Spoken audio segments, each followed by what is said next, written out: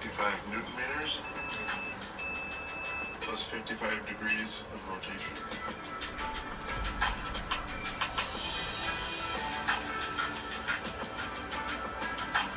Now we'll bring over this, back this all the way out, insert it in where the timing tensioner goes. Now we'll tighten this up until it's finger tight, just to get the slack off the chain so we can tighten the main crank bolt. That's good. Chain's under its appropriate tension. Now we can go ahead and tighten the crank up bolt. We're going to tighten the oil pump chain assembly bolt to 10 Newton meters.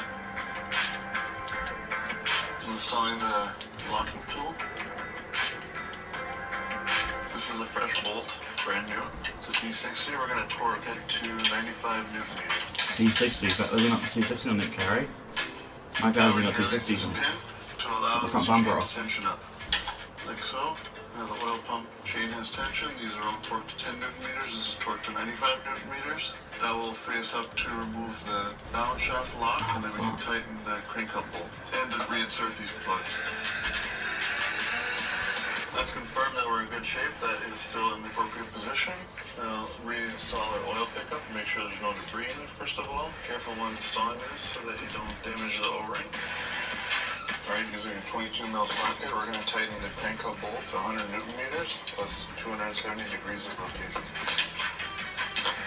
So I'm going to mark the bolt in the socket, and then we're going to rotate this, so 90 degrees plus 90 plus 90. This line will end up facing toward the passenger side of the car at a 90-degree angle when we're done, once we've reached 270.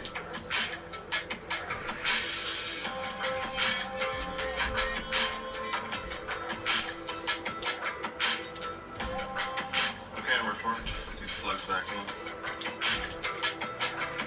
This top plug gets torqued to 25 Newton meters. Lower plugs to 50. We're going over the new tensioner with new crush washer. Tightening this to 80 Newton meters.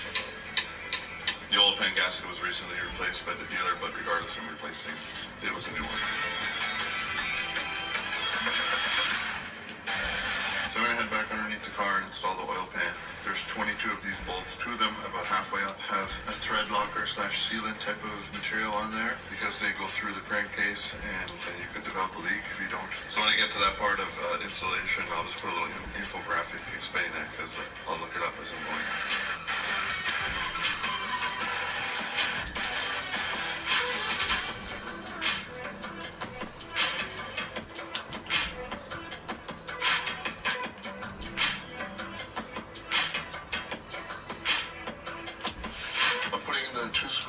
Near the bell housing that have the thread sealant on them. From the driver's side, count 1 in, and from the passenger side, count 3 in. They're right beside each other and in between a little notch. That's where the sealed threads need to go. All these bolts will be torqued down to 12 Newton meters. I'm going back to the motor mount arm and tightening the 4 bolts. I just reinstalled the flywheel locking tool using the same method with the long set of needle pliers up and over. Easier that way. I'm going to tighten up the crank pulley now. Torquing these to 35 Newton meters.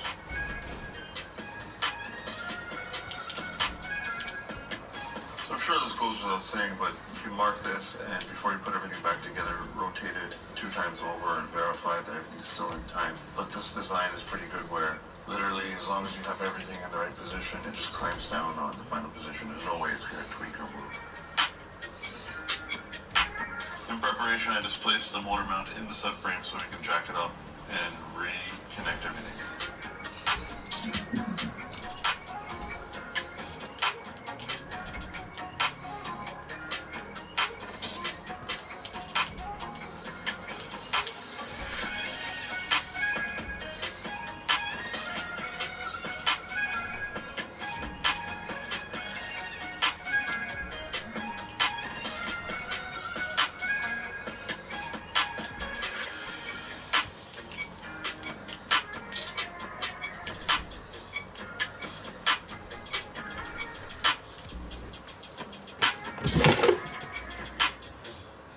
Want to know the best way to potentially make a big income online? No, go away, you're fake, man. Reinstalling the cam sensors, make sure you pay attention to the O-ring, make sure it's not getting crushed up. Doing the valve cover gasket. This cunt's already got the BMW. So do I, man, but I don't like driving it. It's shit to drive. Sleek is the beast. Sleeker.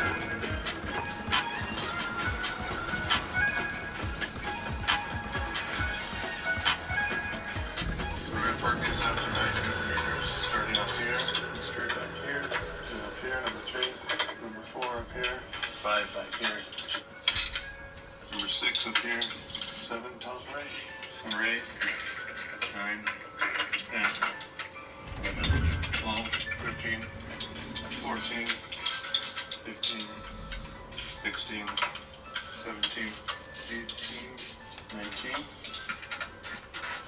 I'll just double check that I got them all.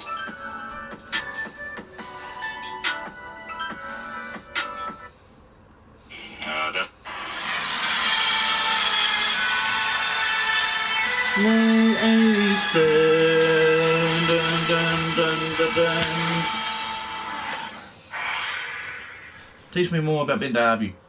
I need to know more. Doing a fucking transmission this hard. How's it going, everyone? It's Nathan from Nathan's DIY Garage. What's up, I'm going to show you what to look for when buying a BMW E39 or E36 with an M52 engine. Okay, so the M52 is found on the 96 to 98 BMW E39. It's also found on the 96 and 99 BMW E36 and some of the Z3s. So let's just give it a scenario. You get on Craigslist. These cars are getting pretty cheap, a little bit broken. You can buy one of these cars for what, $500 to $1,000 that are broken. And a lot of you are going to ask me, what do you need to do to be able to maintain and actually be able to daily drive one of these cars? So first of all, we're going to start off with, when you open the hood, you're going to look at it. You're going to see if the fan shroud is still on it. That's one common failure point. It likes to crack around the bottle here, and this one's all been replaced, so it's really nice. Yeah, mine cracked. So the first thing I'm going to look at is that. You're going to look for any kind of white residue to see if it's been overheated. Now, a lot of you guys are going to buy these cars with a bad head gasket, or supposedly a bad head gasket. So you start it up, it's kind of smoke, right? Okay, so mine doesn't smoke. Mine doesn't leak. First of all, to do the head gasket job, it never is a head gasket. It's always a crack in the head on these engines. They just kind of do that when they get overheated. So you will need the timing tools. The timing tools for this engine are about $89 to set the timing. Is it you, Galaxy?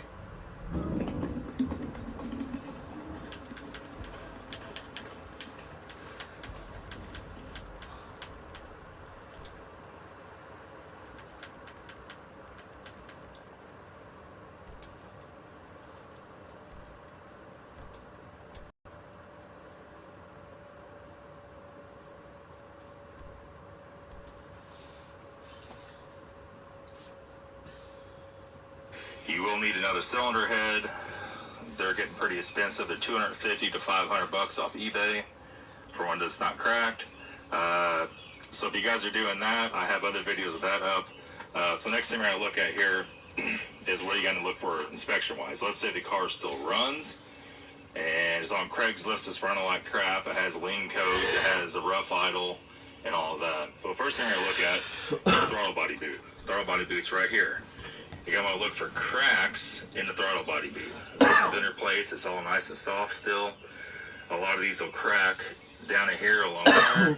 A lot of them will actually break. Let me try to get in the right light here for you guys. They'll actually break right here as the boot goes down to the cold air, or to the auto control valve, ICV. It'll have a split right there. A lot of times the rubber hose going back to the ICV is bad. And a lot of times the ICV itself, which sits back up in here, will actually be stuck if the car's been sitting. Oh. And that'll cause lien codes and be hard to start or rough idle, etc. So the nice thing about the E39s in this engine, you can just go ahead and pull out the cabin air filter box on each side, and you can actually get to the back of the motor real easily. So another real common failure on these engines are on the very back here. If you reach back here, you can feel a rubber hose, a 1-inch rubber hose.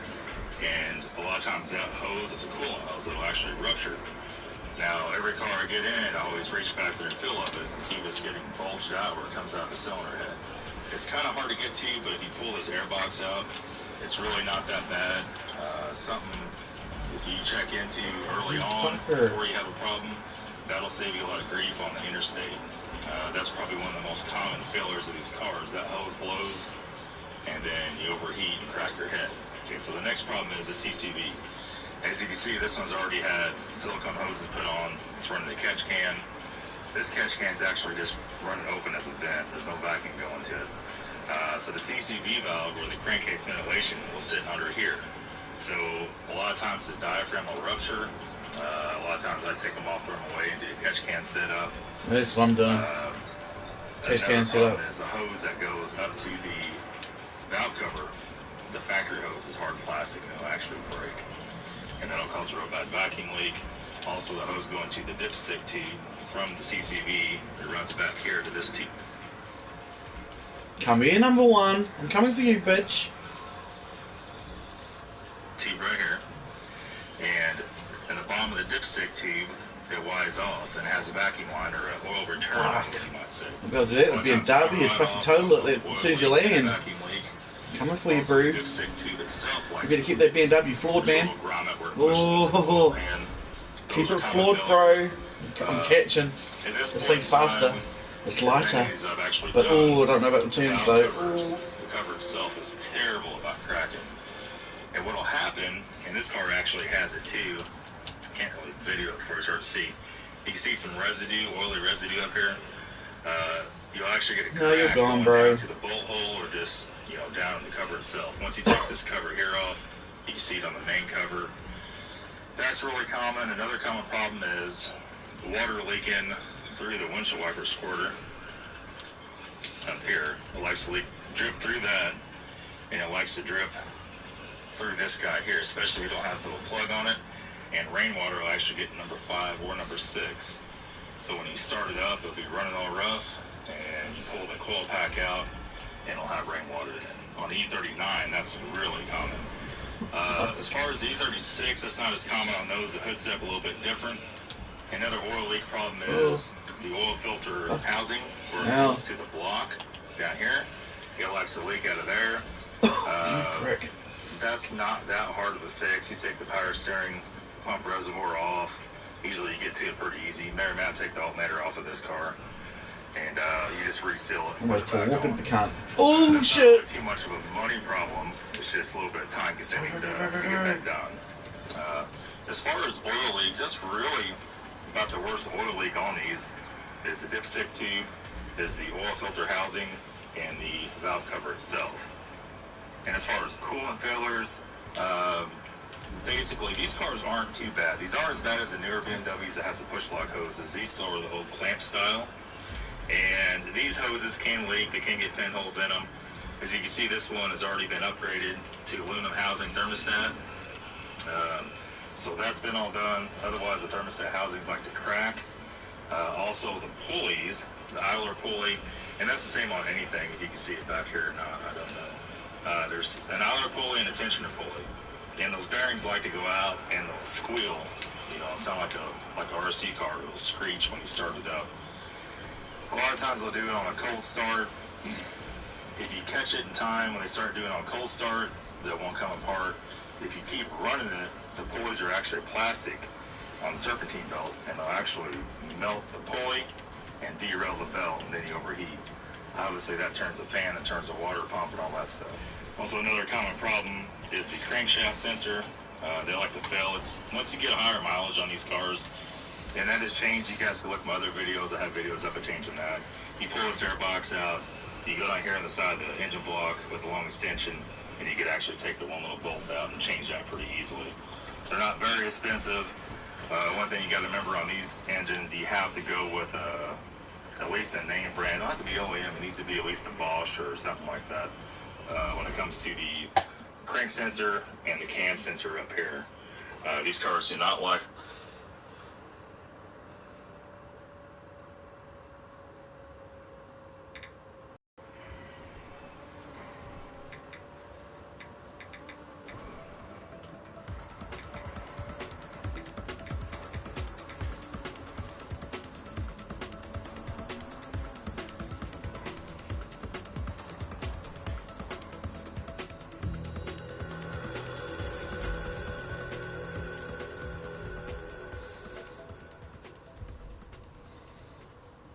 Nah, fuck, I'm looking for Chinese ones. I'm not listening to that.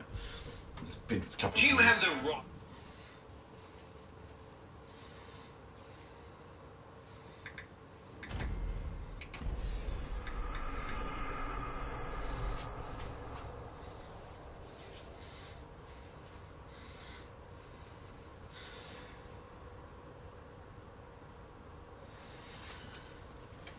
Okay, so today, guys, we're talking about BMW M54. This is going to be your E39, E46, X3, X5 guys, Z4, Z3, all that stuff. This is going to be a common misfire and how to fix those misfire videos. It should be very interesting, so stay tuned. All right, guys, so here we are at the E39. Now, We just did that race. things. I've dealt with pretty much all of them multiple times. So I'm going to share my knowledge with you, if you have one of these cars, what to do when a certain thing happens. Okay, so we got the hood open on this car. We're going to come in here.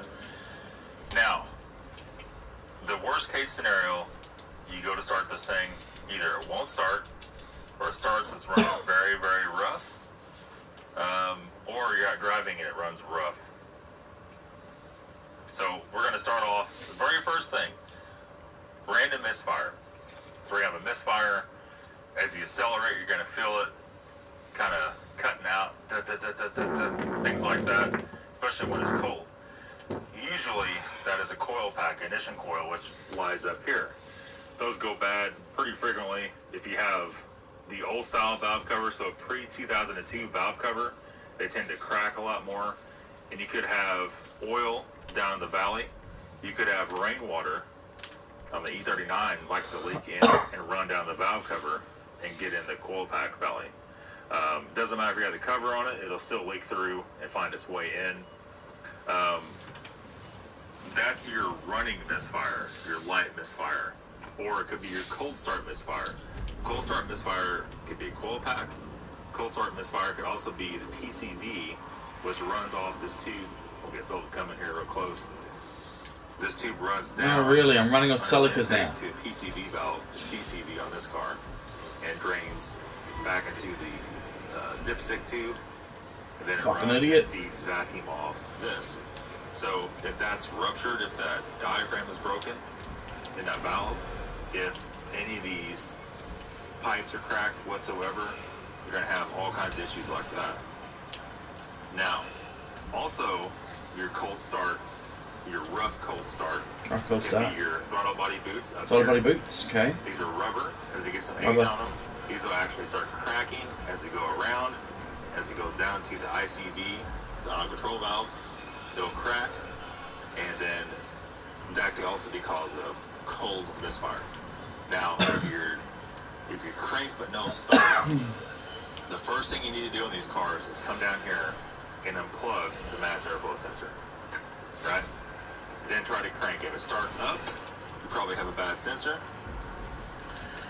At that point in time, that's not guaranteed. If you're also crank but no start, only on hot start, it's probably going to be either the exhaust cam sensor, the intake cam sensor, which is right there, or the crank sensor.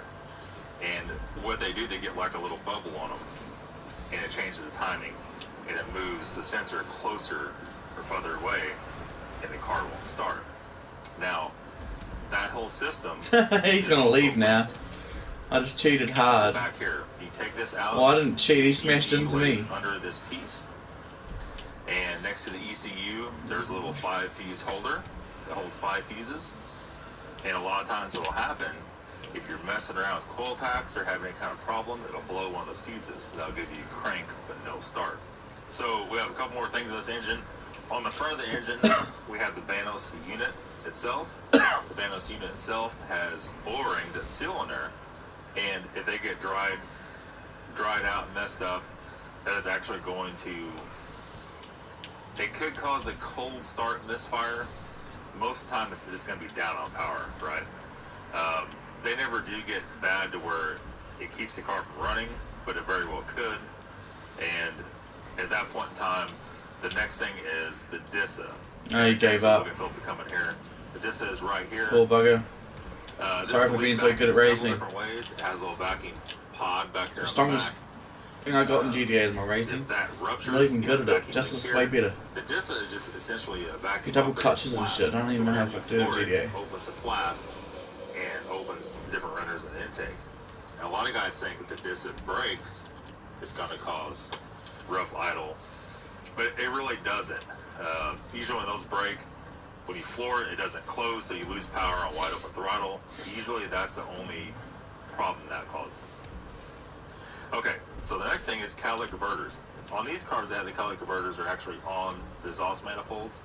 Now this one's had the Euro flash, so it doesn't care about catalytic converters. All the secondary air stuff's blocked off. All the oxygen sensor stuff is deleted. But if the catalytic converters get stopped up, it will cause low power, and if it gets bad enough, it could definitely cause misfire for sure. That's in a pretty extreme case, I would say. Other than that, cleaning the mass airflow sensor, we have not had any luck cleaning these. Once they go bad and they're causing problems, whether it's a misfire or whether it's a no start or whether it's super rich running, you pretty much need to replace it. The problem is with this car, on all these parts, the DISA, the mass airflow, the throttle body boot, the Vanos seals, the CCV, motherfucker! All that stuff has to be replaced with legit Cunt. name brand stuff. You cannot use cheap parts on Trying it. to cheat, eh? It's not gonna work, It's cunt. not gonna work for very long. Motherfucker. Same way with the cam sensors. Try and cheat. That could run into quite a bit of money. Cam I sensors, got you, you bastard. I'm off, 50 to bro. 80 bucks a piece. There's 2 cam sensors and 1 crank sensor, so Catch they're you all later. price. A mass airflow, a good mass airflow could run anywhere from 150 to 300 bucks or something somewhat legit. And Vanos seals are not too Oh, bad. you lost. Look at 60, that. 70 bucks for that. I'm a big If you have driver. an older car, the pre-2002 car, and you have the older valve cover and it has a crack in the valve cover, that can also cause a vacuum leak, which is going to cause misfire, lane fades, all this weird stuff to happen. That's pretty much the sum of the misfire situation with this engine. There's not a whole lot else.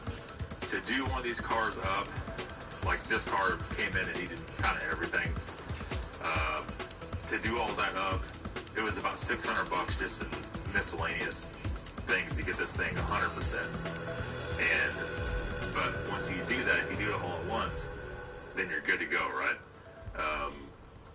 If you don't do it all at once, you do one thing at a time, it's going to go down the line and it's going to make you break down or have problems non-stop. So if you're going to buy one of these cars, my advice to you is go ahead and spend the $600-ish on it. Do everything all in one go. That'll get you your coolant lines. That'll get you all the expirable stuff, your pulleys, your belts. Not doing that fucking race again. I'm sick of that race. That's going to be it, guys. Yeah, Thanks for watching the video. We'll see you later. Have a good day.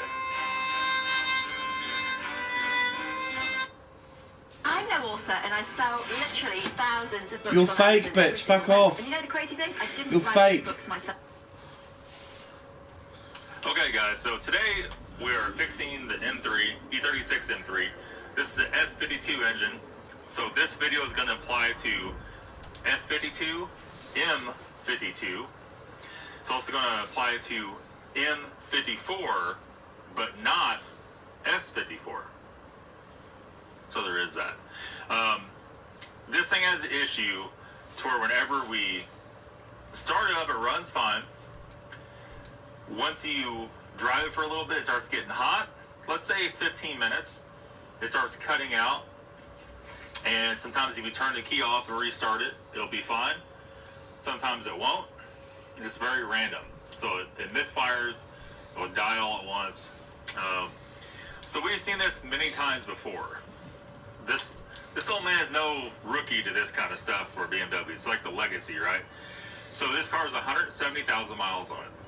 So going back through history, we know that about 150,000 miles or 130,000 miles, we start having issues. Now, as you know, S52 and M52 are basically the same engine. What's different is the size of the bore, and also what's different is the camshafts. It's the same head casting, it's the same, pretty much every sensor on here is the same. So we're going to show you everything about that. We're going to start off with this, and I'm going to change some lights around here We'll get Philip to come in here and show us this boot on this car. The throttle body's up here, right? On the M54 cars, it's down under the intake. It's slightly different, but if this boot has any kind of rip in it at all, it causes an issue. Now this one does not have a hose. Does it have a hose on the bottom? Whoa. It has a hose going from the bottom down to the PCV. If that connecting hose has a rip in it, or if the PCV, which is under the manifold, if the diaphragm's blown, if there's any kind of malfunction. You can take the shortcuts all he wants. I'm still going to beat him. Before the mass airflow sensor, right? It's going to cause a lot of issues. By a lot of issues, I mean you have all kinds of running rough at random. Depends on what's wrong with it. So you have to It's look not for fast all that. enough. I'm gaining. What I recommend on these cars, to go any further, I'll do like a fix it all now. Back down that way, dude. On the side of the road. Yeah, this way. That's about $600 worth of stuff for one of these engines. A little cheaper for S52 and M52, but that's what it takes. So the other thing is the mass airflow sensor. Fuck. Two things. It cannot be an aftermarket one. It has to be a legit one. I do not see on here a name brand on that. That very well could be the problem, but the nature of it, I don't think it is. Also, we have no check engine light on this car when it does this, right? So an aftermarket sensor here causes a problem. Ill-fitting boot or a hole in any of the rubber lines or boots will also cause the same issue. Very rarely on these cars is it ever the TPS or that's for the ABS flap, the cuts the throttle for ABS flap. Very rarely does that ever have anything to do with it, but it's not impossible. The next thing is your main vacuum line, which is right here. If that split, that's going to allow it to suck air behind the mass airflow sensor. And what happens, if it cannot meter the air coming through the mass airflow sensor through the air box, the car doesn't know there's extra air. It starts freaking out, doesn't know what to do. So check that next. On a few of these, since cars are getting older, the brake booster could have a rupture in it. That'll cause misfire, but it's not going to be the kind of misfire we have on this car today. Okay? So there is that. Now, the next thing, let me get a screwdriver. I don't like these fucking shortcuts. Okay. So let's take 10 seconds here, and let's pop this off. Also, going to the PCV on the bottom is this hard line, that hard hose. It seems like someone's replaced that. I did notice the other day when Cole started it, there was a puff of smoke. That's either that PCV is ruptured or the valve seals. More than likely, PVC is ruptured and it's leaking. So let's pop this off real quickly.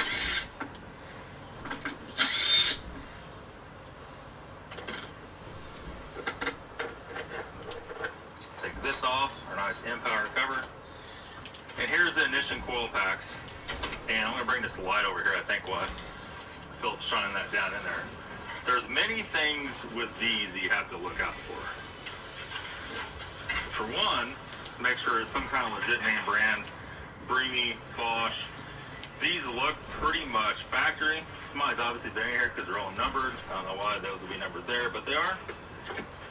So I'm not judging anybody. I'm going to pull one out. I'm going to show you here what the deal is. Okay.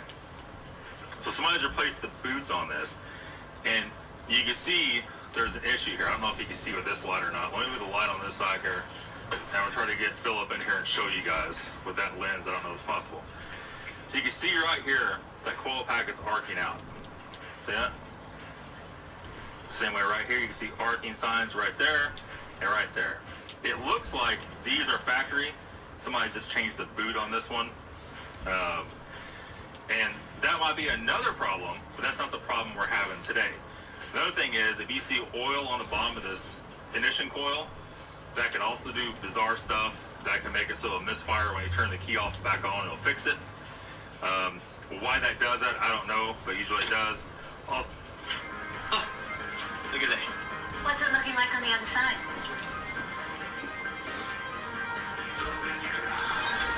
Ah! Out the door. Fuck, man. You could pay it off faster. Try up here, but I reckon I'll fuck it up. I don't like it.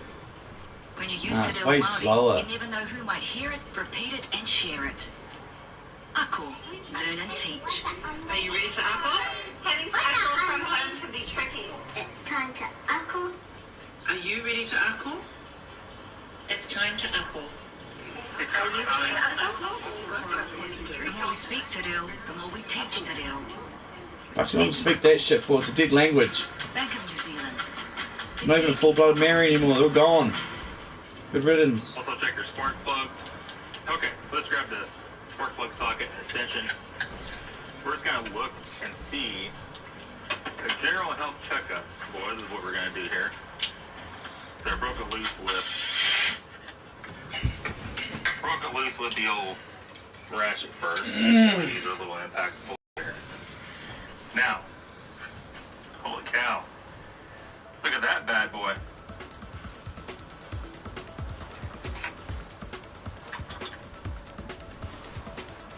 Today, trying to figure out what to do. It's windy, but it's sunny and it's like 65 outside. Perfect weather for working on stuff. We can't do the lean-to dirt today.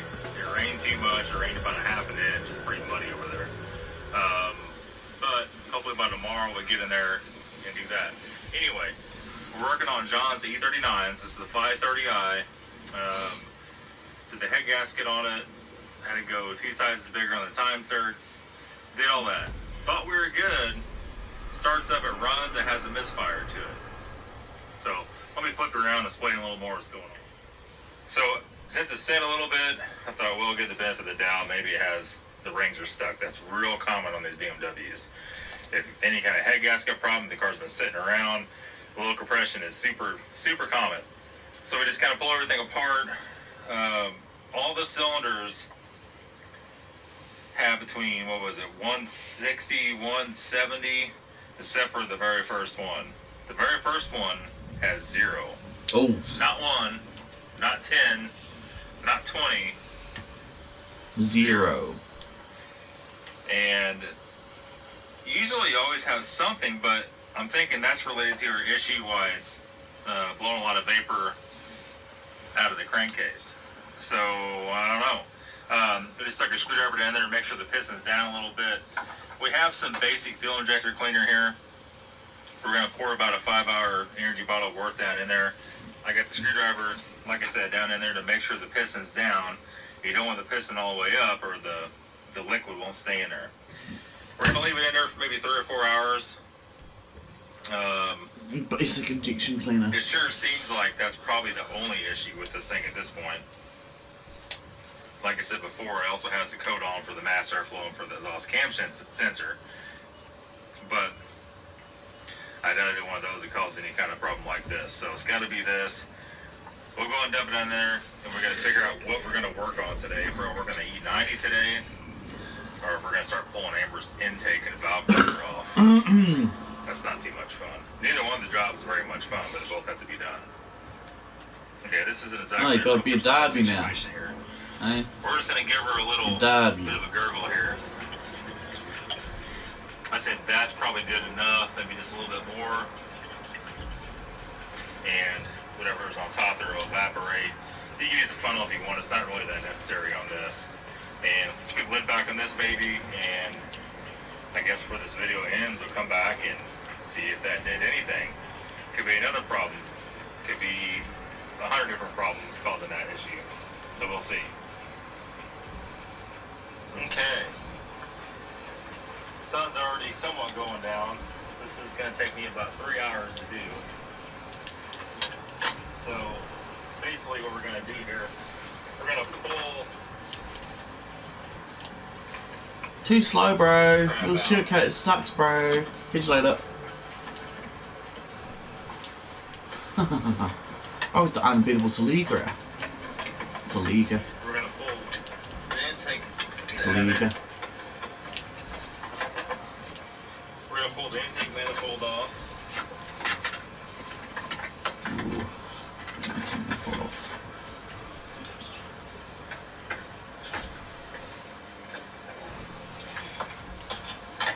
So we're going to pull the air box out.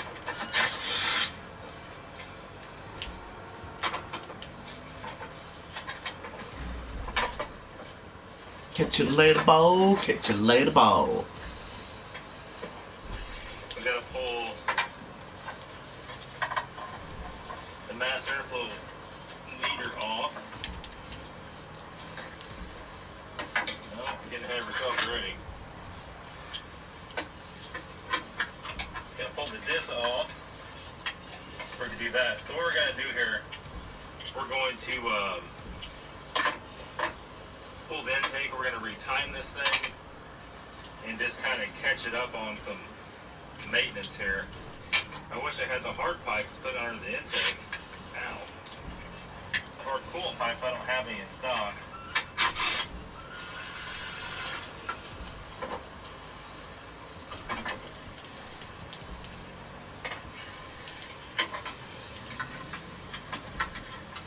So for you guys to say you can't do this job, yeah, you can. The only thing you have to do this job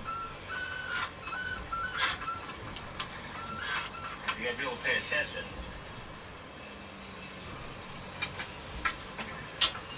Follow instructions. Let the next size smaller.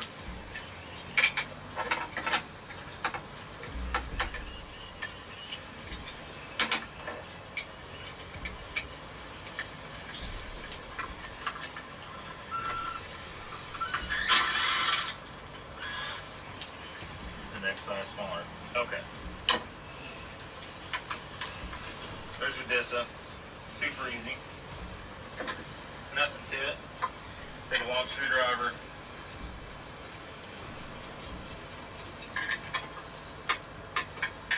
Gonna pull the boot off. Maybe. Helps see if you stick your tongue out when you're working on stuff. Makes you think better, right? I don't know about that one. Alright. I just editing it. More and more research I can do, the better. Fuck! Get off.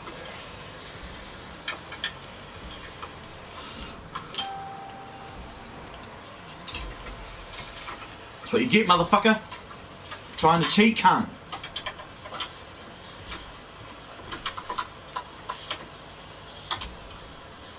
Yeah, you get what you're fucking given, cunt. Ha ha ha ha. There we go. Shame. Still Boot, bitch you cunt. mass airflow. Cheaty motherfucker. Make sure there's no cracks anywhere in that little elbow. Make sure there's no cracks in the big pipe anywhere. That'll cause weird things to happen. Throw that off to the side. We're gonna plug this guy. Now let me see here. I guess we could leave.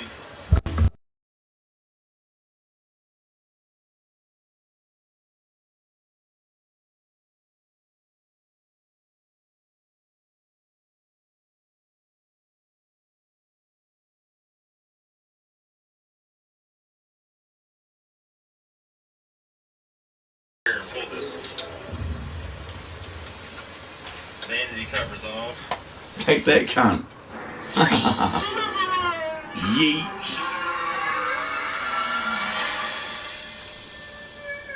Fuck off, we're going there, cunt.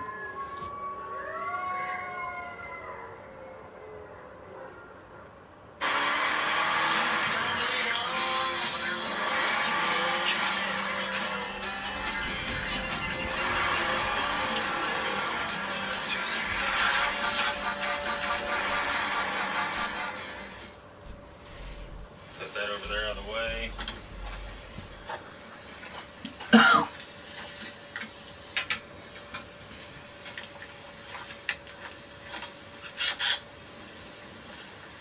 Let's just time lapse you guys, getting to be out of hand on time.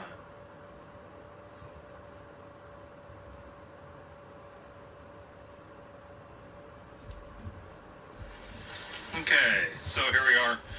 Get everything off, and I was more concerned about either intake gasket or this hose right here, or even the one that goes to the guessing circulation thing. You can't see those with the intake on. There's like a little shield. They're under this little shield right here. So no matter what you do, it's under the throttle body. You can't get to it. Not really see, I mean, the exhaust gaskets are a little hard, but I don't see any problems in there at all. I mean, I guess, make sure the intake's not cracked anywhere. There's a solenoid back here. I just unplugged off of that solenoid. Everything else seems okay. I don't really see any other issues or problems whatsoever as far as vacuum leak. So I don't know, you know, I never had this one off yet. Figured just go ahead and pull it and see what the business is. Now, this car's never had the hard pipes done, and what I was saying before, we need to do those. It's this one here and this one here. I don't have any of this stuff here